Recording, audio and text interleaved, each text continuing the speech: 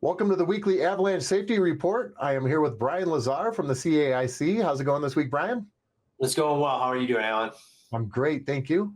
Got a lot of activity still to talk about. Yeah, there is. It still keeps trickling in. I mean, conditions are much safer than they were just a couple weeks ago. And while the chances for triggering these large and dangerous avalanches continues its slow decline and stabilizing snowpack conditions in the absence of new snow loading, the consequences of triggering one have really not diminished that much at all. So you can see here, as we move into the end of this work week, we're looking at widespread moderate danger across most of the state. And it's really because we've got two flavors of avalanches. The first is the more unpredictable and more dangerous. And the common theme here is the slopes that are the most dangerous are those that have received the most wind drifting snow from our recent westerly winds. And so again, this image here just shows a steep convex roll that's been wind loaded, and you can see that it's a fairly thin snowpack cover with lots of localized shallow spots and rocky areas. And these are the types of terrain features that are producing these worrisome avalanches.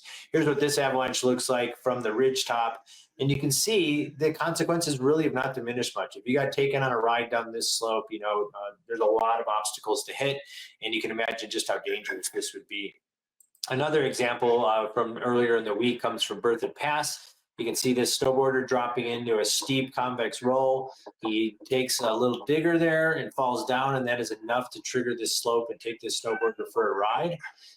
Fortunately, they walked away with only minor injury to their knee. But again, look at the terrain feature that produced this avalanche. Thin, a lot of rocky areas, steep convex roll with a lot of shallow spots in the snowpack.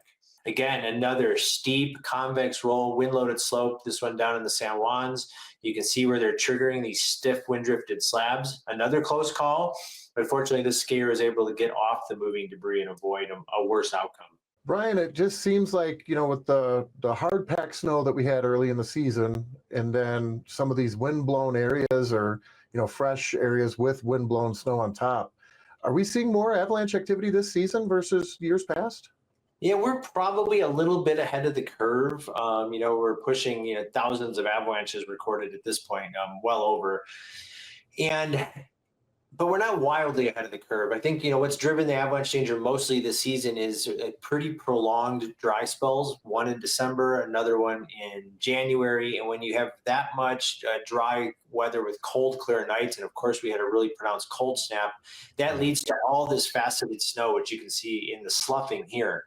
What's more worrisome is once we get new snow on top of those surface conditions, which are that weak, we will see another uptick in avalanche activity, which brings us to kind of the storm systems that have come through. Start one on Wednesday night, and into Thursday, you can see favored the southern mountains, or mainly in the San Juans. As the low pressure system exited, it did drop a lot of snow in that east southern portion of the Sangre de Cristo range. And then we've got another system moving through as we move into the weekend, which looks to clip the northern mountains, and you can see we could see a foot of snow in the Park Range north of Steamboat, and maybe even into the Flat Top Mountains. With the additional snow, as expected, expect avalanche danger to increase either from wind-drifted snow or these loose sloughs. So make sure you check the forecast because conditions are changing through the latter part of the work week and into the weekend. You can always stay up to date with the latest forecast at Colorado.gov/avalanche. Enjoy the backcountry and be sure to stay alert and stay safe.